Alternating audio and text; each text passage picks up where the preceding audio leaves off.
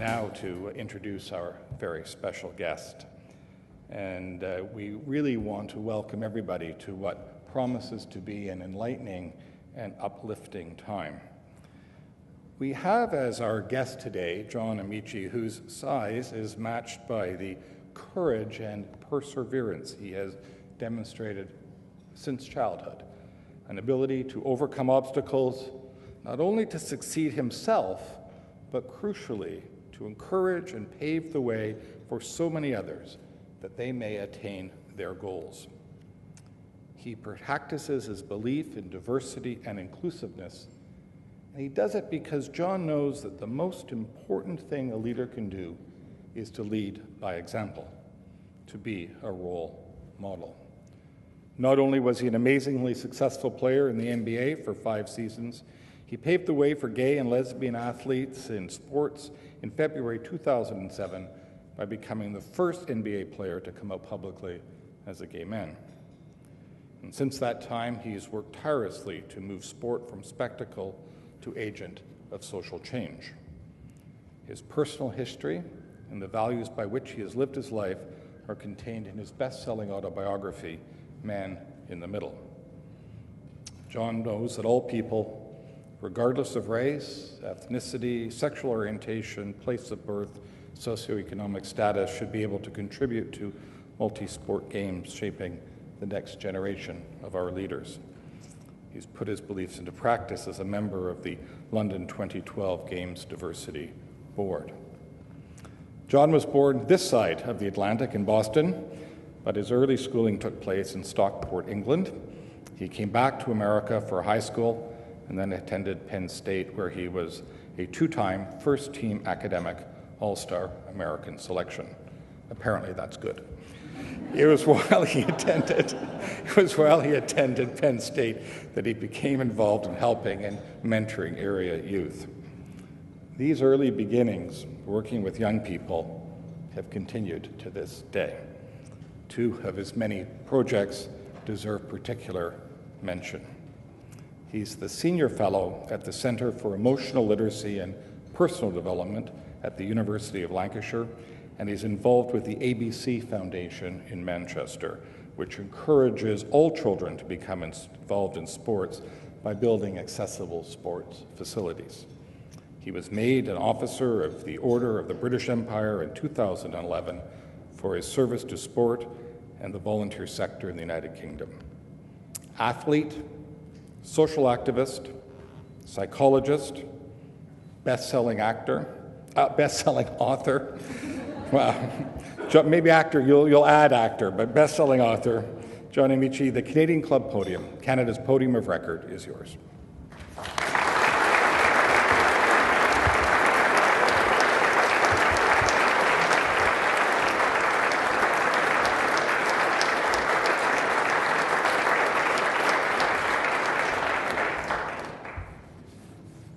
It's all tremendously. This is a very low podium.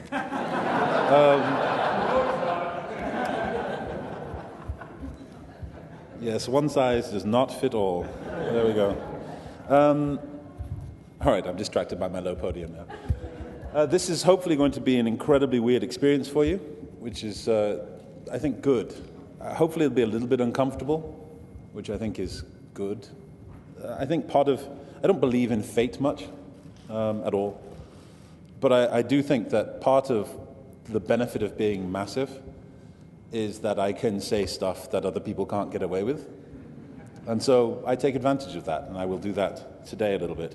Enough about me has already been said, but I do think it's important that you know that I am no bleeding heart. I'm not one of these people who believes in diversity because, can't we all just get along and I want to hold hands and sing Kumbaya around a fire somewhere. That is not why I'm interested in diversity. It's not why I'm interested in sport living up to its promise. I'm interested in people being better. That's a lie, actually. I'm interested in people being the best. And so for me, diversity fits into that mold. It's about creating an equality of opportunity that isn't just good for the individual, but instead creates our organization suddenly having a higher caliber of people. I don't know about you, but I think it is time that we started doing better. Not, in Canada necessarily, but just around the Western world especially. I'm tired of looking at organizations that I work with and thinking, my God, you are wildly underqualified for the job that you have. Why does somebody better not have your job? And realizing, oh, it's because you're mates with somebody. You went to the Bullingdon Club, and therefore you're part of a little clique that will ensure your underqualified presence forever. So, there we go. This is why I don't get invited back. I did want to tell you a few things about me, which I think would perhaps be pertinent. People often look at me and imagine that I'm a basketball player. And I've never thought that I was a basketball player. I played basketball for a while, but even early on I recognized that I had just a ridiculous job, that I put a ball in a hole for a living. I mean, when you let that settle for a while, I mean, that is just one of the dumbest things in the world. At a speech this morning I gave, there was a man outside haplessly throwing a piece of rubbish into the bin. And I commented that I got paid a lot of money for doing that, putting a small ball into a hole. However, I wanted to be a psychologist long before that. The ideas of basketball hit me. I started playing basketball when I was 17 years old in England. Prior to that point, I was the fat kid who hid in the corner of the library and was happy for it. I was all about Hardy Boys books and Asimov, even though every Hardy Boys book is the same, and I know that. And then suddenly I was approached by a man on Market Street, which is the main shopping street of Manchester, and he came up to me and said, "Why don't you play basketball?" I had a pasty in my hand at the time. Do you know pasties here? Good. You're just English enough. Good. I had a pasty in my hand at the time, flakes of it around my mouth, and this guy said, "Why don't you try basketball?" And I don't know why I said yes. To this day, I don't know why I said yes. But I know why I continued. 6 weeks later, I was shown into this gym. I walked up to the front door of this community center in Chorlton, near where I live, and I ducked my head through the door and walked in, and the place just went silent. You know, like in those films where the ball is bouncing, and then it's just bounce, bounce, bounce, bounce, bounce, bounce, bounce, bounce. And then all of a sudden, people started rushing up to me, like, he's got to be on our team. And I tried to tell them, you realize, of course, I'm terrible. I've never played this sport. I don't know what to do with this. I don't know what to do with that. But they wanted me on their team. And that's why I continued to play. Because my experience prior to that was two things. One, the terrified screams of people around me. And the other, the unqualified laughter of people around me. I know it sounds ridiculous, but that is the number 1 and 2 response to me when I walk around. If it's during the day, the responses are mostly pointing and laughing. If it's at night, the responses are normally pointing and screaming and running. And as you can imagine, as a 16-year-old, it's a little bit of a dent on the ego, if that's your daily routine, walking out of the pasty shop, somebody screaming, laughing, running off. So all of a sudden, I'm in this environment where everybody wished they were like me. People were actually coming up to me and saying, "I wish I was more of a freak like you." And I thought, this is amazing. This must be what sport is all about, this amazing thing where you can just grow and be amazing and brilliant. The interesting part is that, as I went through my career, I suddenly realized that only accounted as true in certain demographic areas. It's really cool to be 6'9" and black in sport. It's actually one of the few places where being 6'9" and black is a positive. But it's not so cool if you then add gay into that equation. One, because it makes people's minds explode. As a lovely lady in New York once told me after I had spoken there, she came up to me and gave me that handshake, the one that lasts a little too long and two-handed, and I held on. Stop it. And she said to me, this is really good what you've done. And I said, "Thank you, I really appreciate that." She said, "No, you see, because before I met you, I didn't realize black people could be gay." And before you're wondering, this was not in 1897. This was in 2007 in New York, in the East Village. So she may have been a little myopic, but anyway. So I'm supposed to talk about, I borrowed this from that table on the far end, thank you. Sport as a leader and a lever for social change. I've been a little disappointed in sport.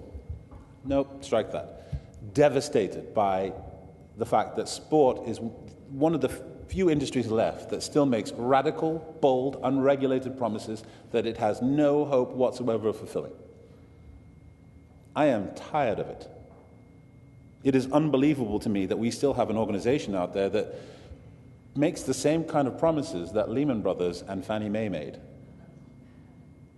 and delivers about as well. There has never been an Olympic Games that has had any kind of sustainable bump in participation levels. Isn't that amazing, given the amount of money that goes into these things? The number of people in expensive cars and nice blazers that get to sit on the very sidelines, the number of kings and queens and prime ministers and other people who show up. Isn't it amazing that given that, after these games go, things just fizzle in terms of participation? And I think we can do better. So this will sound like a bit of a downer, but there's good stuff coming, I promise. I would say this, I'm not a sports fan. The last football game, people keep on asking me because I'm from Manchester, are you City or United? Neither, don't care. The last football game I went to was in 1976. I was 6. No, I shouldn't have said that. I was 3. And I was taken by my babysitter's boyfriend, and they forced me to go. Even then, I was rebelling against it. So I'm not a fan. So I'm not really that interested in sport per se, but what I am interested in is, as I look around the world, there is something about really powerful people and really powerful entities and the way they interact with people who aren't powerful that is important to understand. And sport is one of those areas where some of the most important and powerful people, let's face it, you start talking about the IOC, this is an organization that can make prime ministers and kings beg them, allegedly bribe them. So they are immensely powerful in the scheme of things, and what my concern with sport is the interaction of these types of powerful people with people without power, because I think it's very telling. The reason I agreed to speak with the Toronto 2015 people is because I finally felt like there was a bit of a breath of fresh air. I'm working with LOCOG because I had that same sense when I met with Paul Dighton 6 years ago, and Seb Coe. I actually felt like, although some of the promises that had been made originally were wild and crazy, when it got down to it, we were making some very specific promises about ways we could deliver for the East End of London, the ways we could deliver for the young people in the area, the way we could really maximize the power of the games to make people do good stuff for young people. And I think we delivered on a lot of those small things, if not the big, bold, amazing stuff at the very beginning.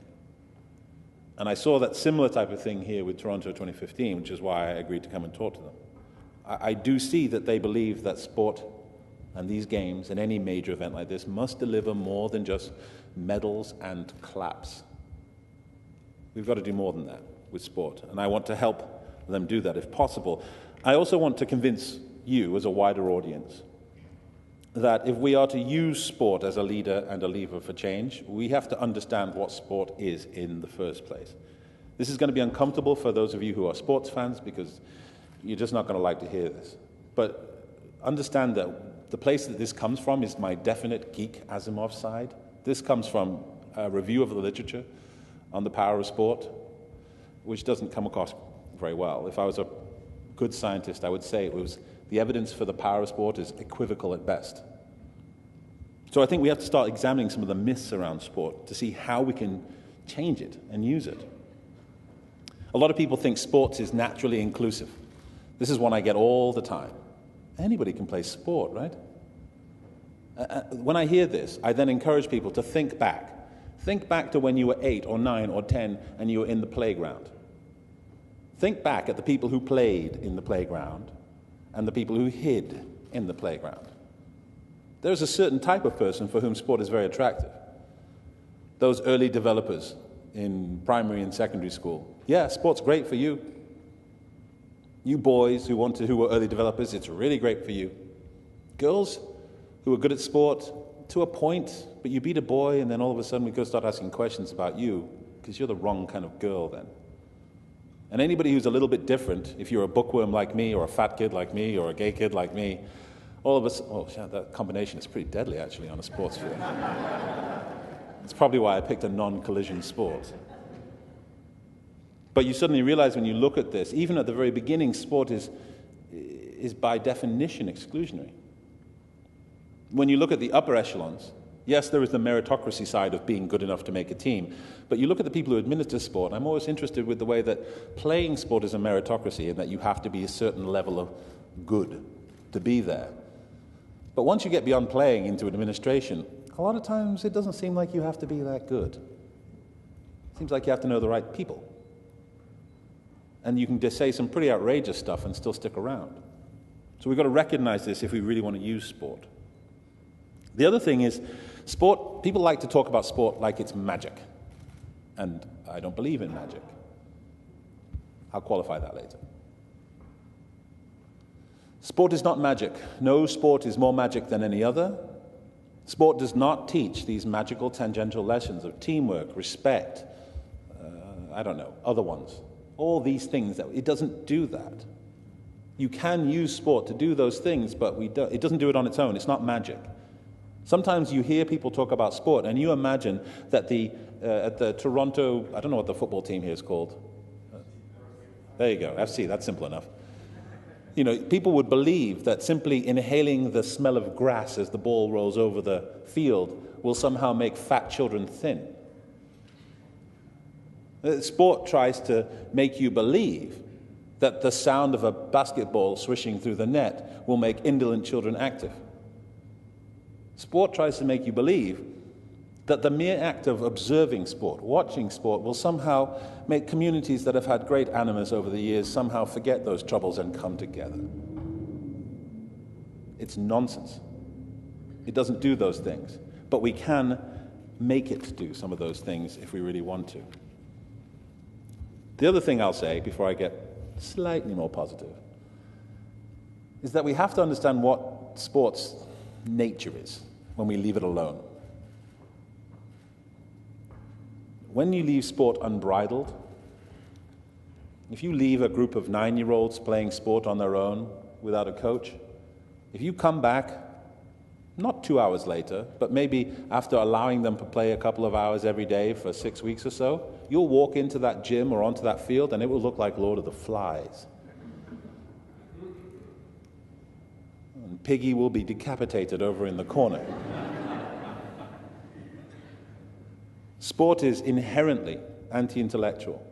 The only place that sport embraces science is in sport therapy.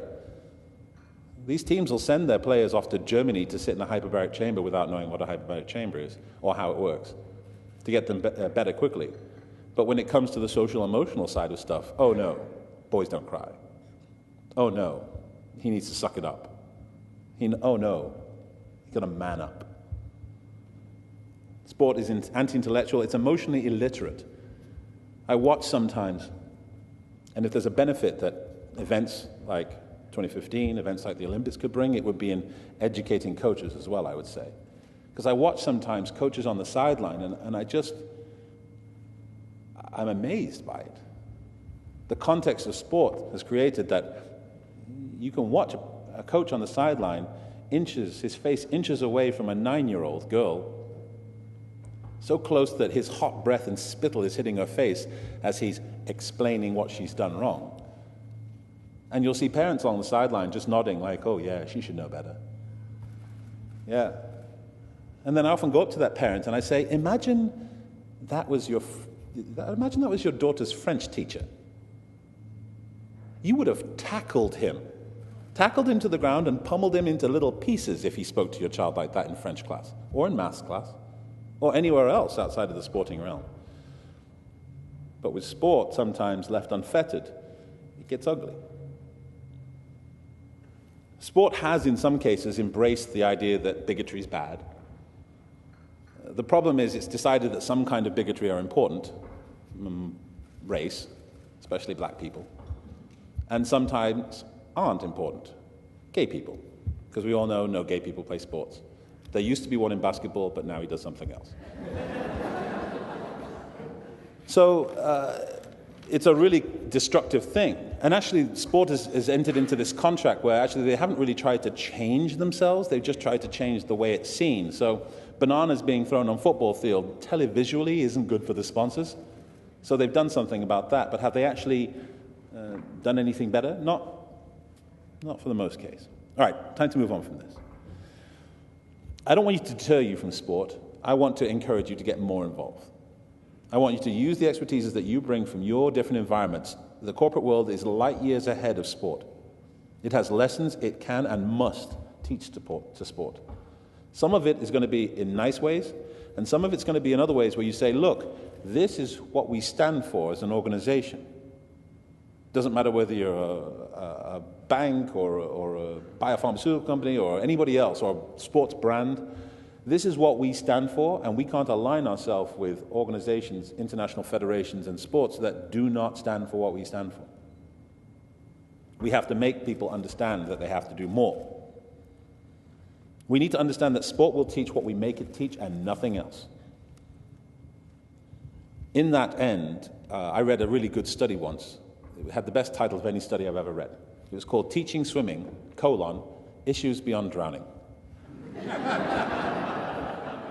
I mean, it's brilliant. It had nothing to do with what I was studying at the time, but how can you pass up a title like that? Teaching Swimming, Issues Beyond Drowning.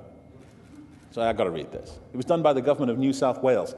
They had this problem. They've got a lot of coastline. They had a lot of young people, primary school-age kids, going out swimming, getting sucked out to sea, and either drowning because they couldn't stay afloat long enough to be rescued by hot lifeguards, or they were pulled out to sea and chomped on by sharks because they couldn't doggy paddle their way back to shore. It was truly tragic the way they described it. And they said, we've got to do something about this. We're going to put it into a program. We're going to put in a program that will stop this from happening. They put in a program. I'm sure it took many, many years. They did a longitudinal study. 10 years, 15 years later, they looked, and the numbers were amazing.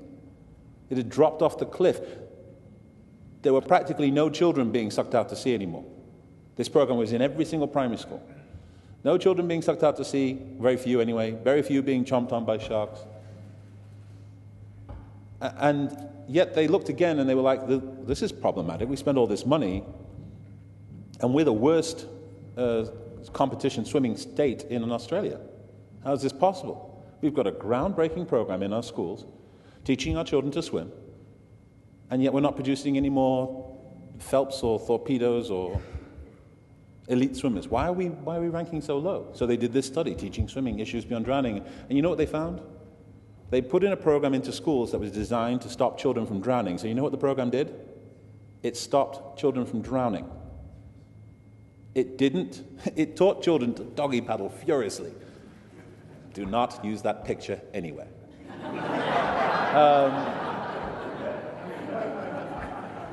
It taught children to doggy paddle furiously. It taught them to stay afloat. It taught them some basic skills to help them get back to shore. But what it didn't do is teach them how to become elite swimmers. The reason I mention this, the reason it's important is because 2015, the Olympics, 2012, we are trying to put in programs, and especially for local, we've been because I've been working with them, we've been very specific about what the outcomes we want. Operationally defined outcomes is the kind of ugly terminology we use. We want very specific. We want this program to do this very specific thing. If it does something else positive, that's a bonus. But the way sport operates right now is that it expects that you roll the ball out amongst kids, and this really happens. They do this in parts of Israel and Palestine. They roll a ball out and have some Palestinian kids play against some Israeli kids, and that's going to solve the problem. You know, it's a war that's been going on for thousands of years, but that's going to solve the problem. They did it in Northern Ireland. Oh, let's have Protestants and Catholics play together, because that's, we have to make sure that we're going to use this sport. If we want it to lead, we have to teach it how. We're going to have, sport is like this massive super tanker. We have to empty it out of all the bad stuff, scrub it out, and then fill it with exactly what we want. I have a centre in Manchester that we have about 3,000 kids a week going through our doors now. And we win everything in basketball. I'm also aware that in basketball in England, that's not really a very impressive feat. We're the best of the worst, let's put it that way.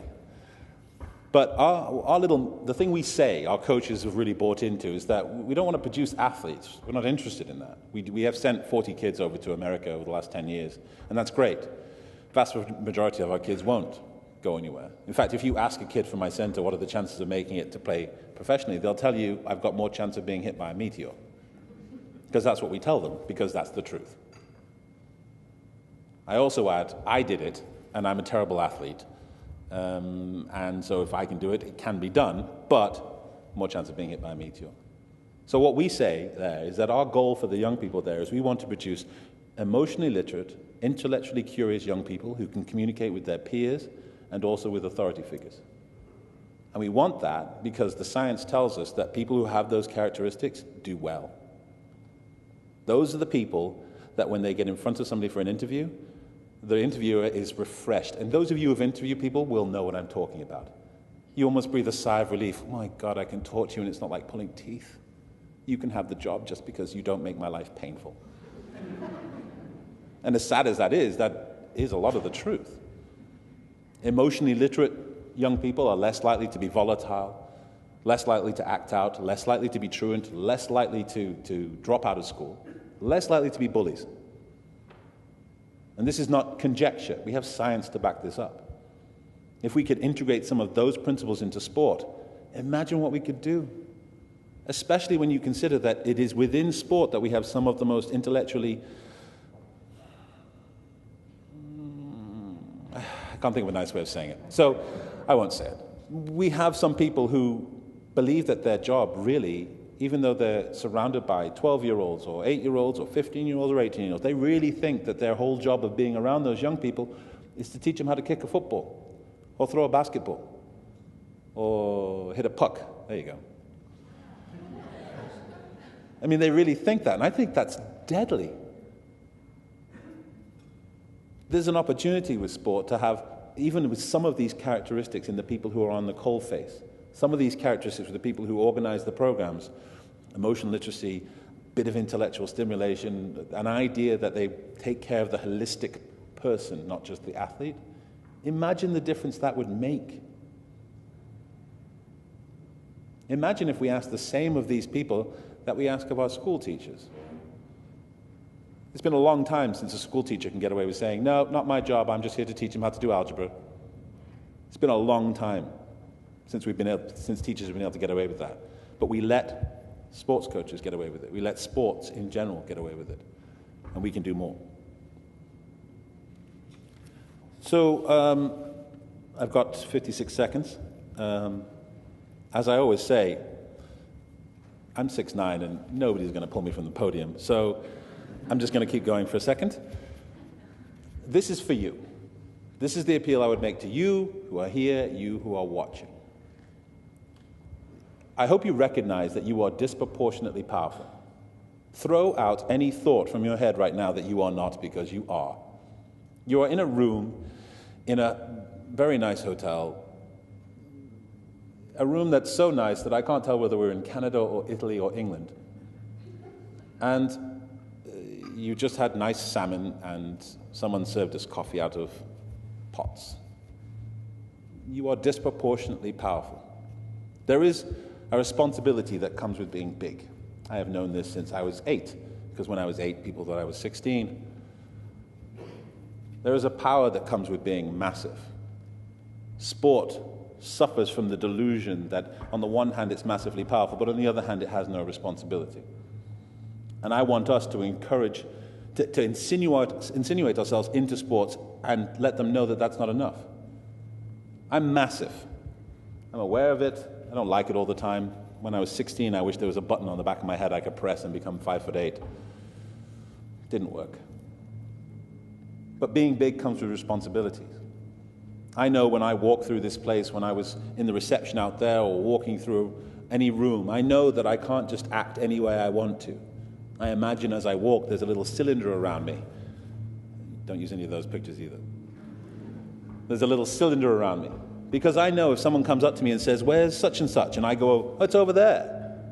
I know if there's somebody who stood here, they will die. That's the thing about being big. When you're big, you don't have to intentionally seek to do harm. You can do harm accidentally. Flourish of the hand, dancing to the YMCA. You can decapitate someone. I could decapitate someone. You may not be, well, most of you aren't, as big physically as me, but metaphorically, some of you are massive. Sport is that same type of entity, and we have to use our size to teach sport that it must use its size more responsibly. To let them know that it's not okay for certain people to feel excluded from sport, marginalized and pushed away from it. It's not okay for sport to act as if banter within the sports realm somehow was excused. We can do this. It's difficult for you, I know, because we grow up, especially in Canada and Britain, I know, with the idea that it's not really good to brag about being big, especially when it's metaphorical. But you've got to. You've got to break out of this habit you have of thinking that you're small. It's convenient, I recognize it, but being small has a real negative. I will tell you this as a large person. Small people, you, physically, have terrible spatial awareness. I don't know if you're aware of this. I'm aware of this. I don't know why it is exactly, but I think it's something to do with the fact that, I see it all the time. For example, when I walked through here, there were two guys talking and blackberrying something and walking at the same time, and I saw them, and I was with Naki, who was escorting me through, and I knew that if I didn't move, they would walk right into me. No spatial awareness at all. Didn't see me coming. Didn't see me coming. And I think it's because when you guys hit each other in real life, it goes something like, ha, ha, ha, ha, hit, oh, sorry, and then you walk off. So you think, oh, no harm, no foul. But you have to remember that metaphorically, you're me. Metaphorically, the way you look at somebody can transform the way they think about themselves. Those of you who have children, I have grandchildren. Those of you who have children know that it can be just the way you look at them that transforms the way they think about themselves. Sport has been looking at a lot of people in that way that makes them feel marginalized, pushed out to the perimeter, unworthy, not special. And we have to remind sport that it's big. And the way we can do this is by getting involved, using our expertise. Some of you work for organizations that have who've done cutting-edge work in terms of diversity, inclusion, in terms of mindfulness, knowing your surroundings, treating people with respect, getting the very best talent regardless of from what pool they come from. And we can teach those lessons to sport together. So, before we do anything further, I would like to offer up this opportunity first to see who has the first question. Don't be frightened. I'm not going to run. As I walked up here, I suddenly realized how high this stage was. When I was younger, it didn't seem so, but now it does.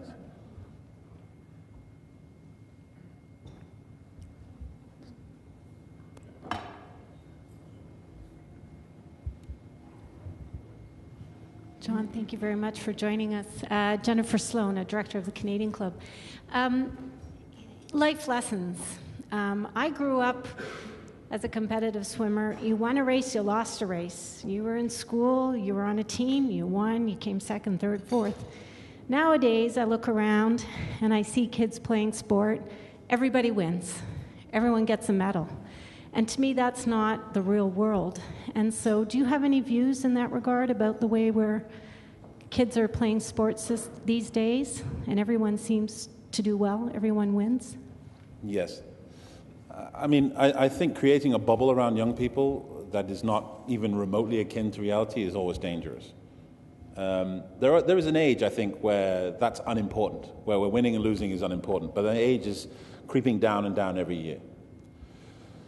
The reason I'm disappointed with this whole everybody wins perspective is because I believe it's a substitute for actually coaching. I think lazy coaches who don't want to have to engage in teaching the lessons of winning and losing find it easier to just say, hey, everyone gets a rosette. Well done. Instead of being able to console your group of 12, 8-year-olds who've come second in a competition they thought they were going to come first in, encouraging them to shake hands with the team that won, showing them how this experience, whilst unpleasant, will be one that could be fortifying if we use it in the right way. if we conjure this image of this feeling that we hold right now, the next time we come to a crucial moment, perhaps this will be something that steals us and helps us to do the right thing at the right time and win. And that 3 or 4 sentence diatribe is too much effort for some people in sport.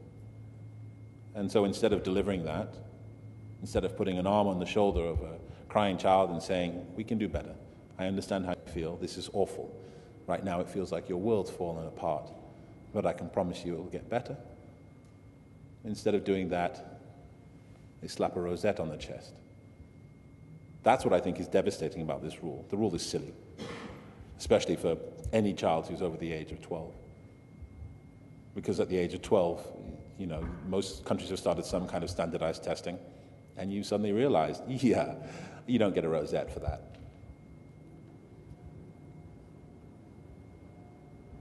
David Langan, Outsport Toronto, Director. What's been the biggest barrier that you've faced with the London Games in establishing that legacy of sport that you want to achieve?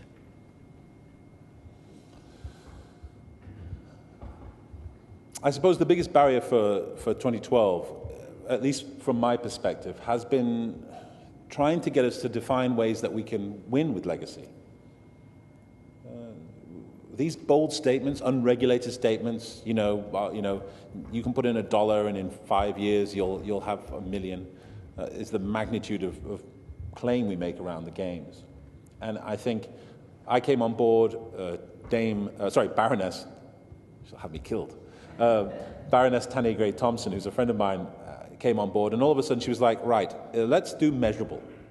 I mean, let's face it, sport is one of those areas where it's just completely not akin to business, because there's no way in business you could get away as a director of saying, at your end of annual report time, well, we're going to do somewhat better than last year and not quite as good as I would have hoped.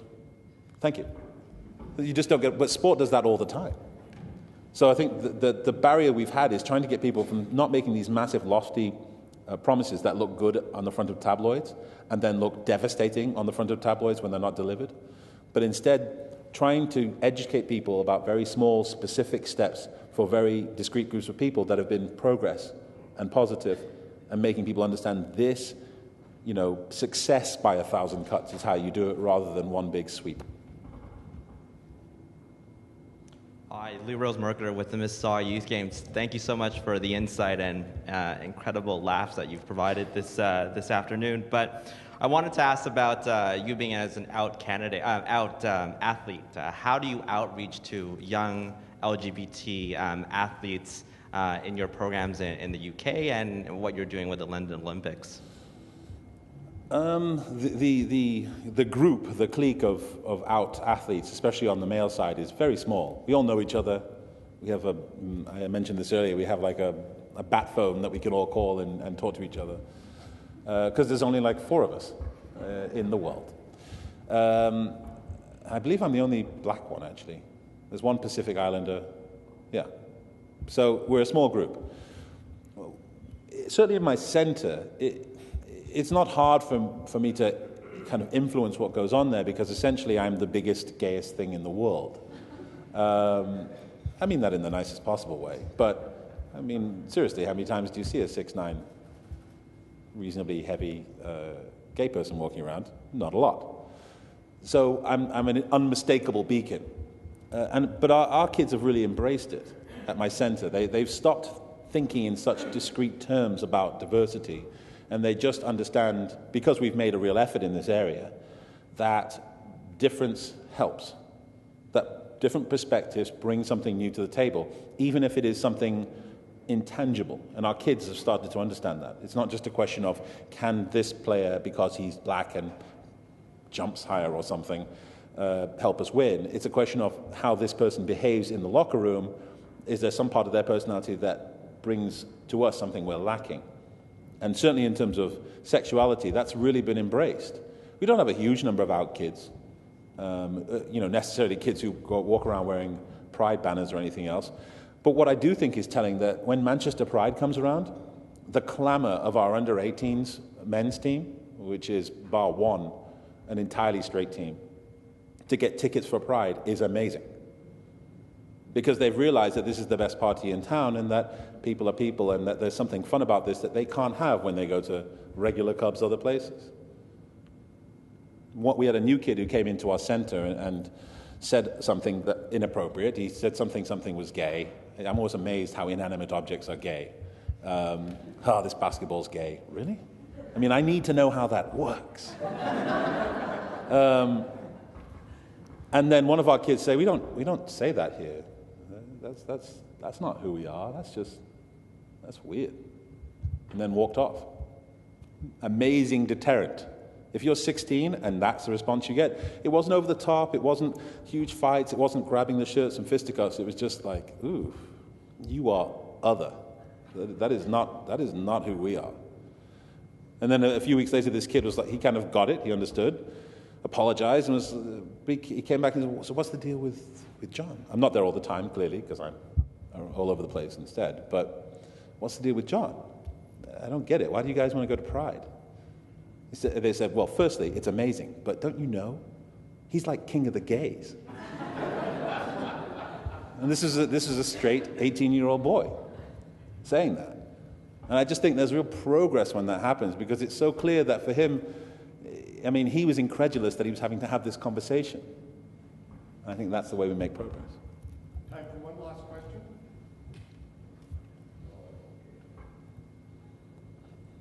Right here.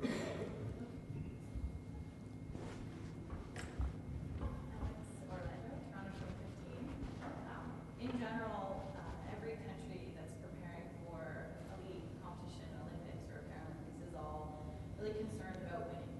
And for our athletes, all they're taught is that they have to be the best no matter what. And they tolerate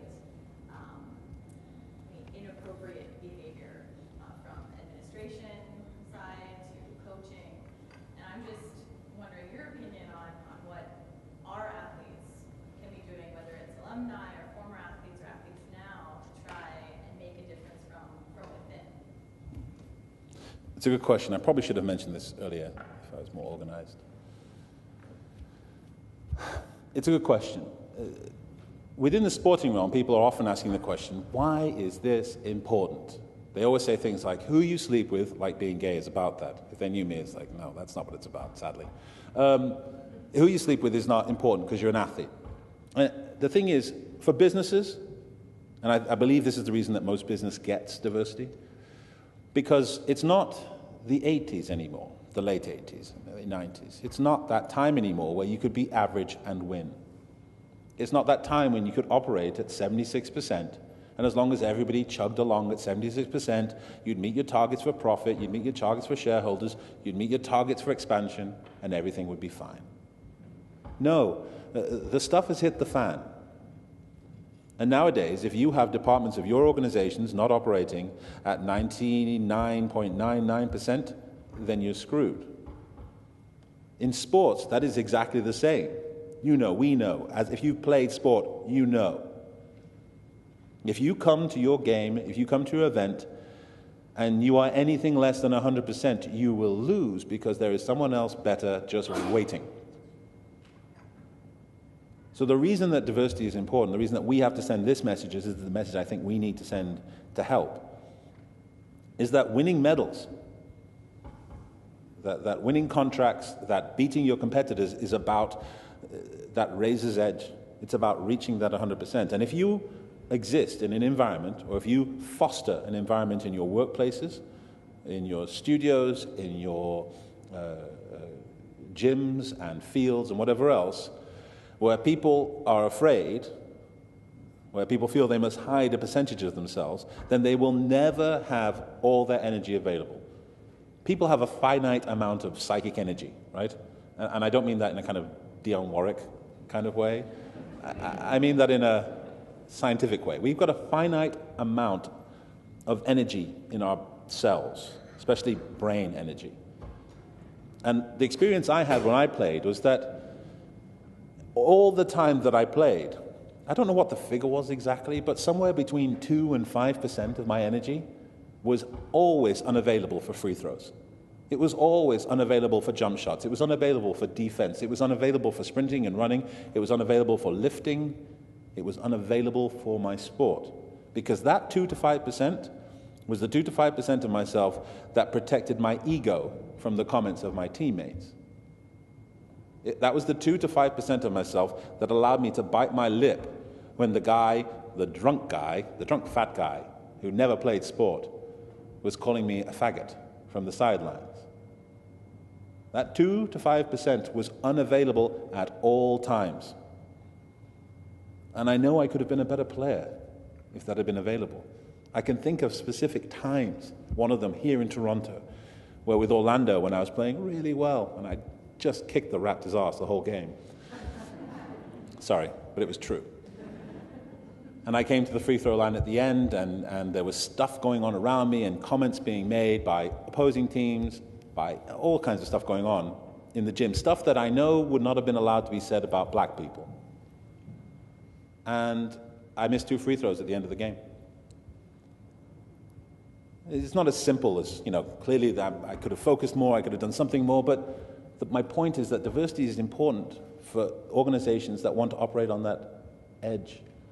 And in this day and age, we all must operate there. So if there's a message that we can use as big people, as we all are, disproportionately powerful people, former athlete or not, it is that. Diversity is not about fluff. It's not about the Benetton shop where we have a black person, a white person, a gay, a wheelchair user, and we all smile at the camera to put on the annual report. Diversity is about making sure that when it comes down to it, when those free throws must be made, when the medal must be won, when we've got to beat our competitor to the next contract or the next deadline, our people can use every single piece of resource they have to make it happen. Hopefully this has been a suitably weird experience for you, and I look forward to talking to you later. Thank you.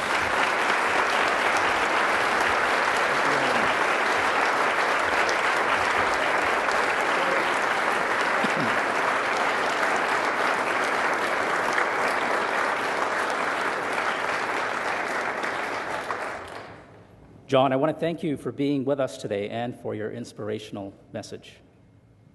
Your struggles and your courage to fight for what you believe is a truly remarkable story. It is also important that we recognize that you did not stop when you retired from professional basketball. You kept going. To set an example for young people and adults to pursue their lives with strength and conviction.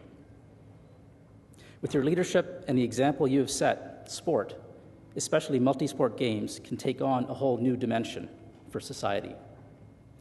Again, we thank you for all that you have done and for your message today. Thank you.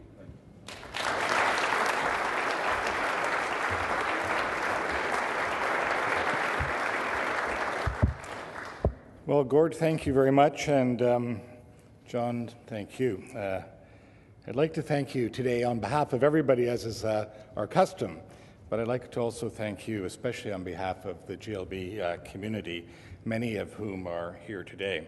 And as a member of that community, I think I can speak for them in saying thank you to you, and how different many of our lives would have been if we had a role model such as you when we were much younger than we now are. So you have for that our heartfelt thanks and the thanks of a generation yet to come. Ladies and gentlemen, this concludes today's television programming, which we broadcast on Rogers Television in the days to come. Continue to be grateful to Rogers and to 680 News for their promotion of Canadian Club events. And I remind you, if you want tickets to our events in the weeks ahead, you can visit us at canadianclub.org. Ladies and gentlemen, lunch is now adjourned. Thanks for being with us today.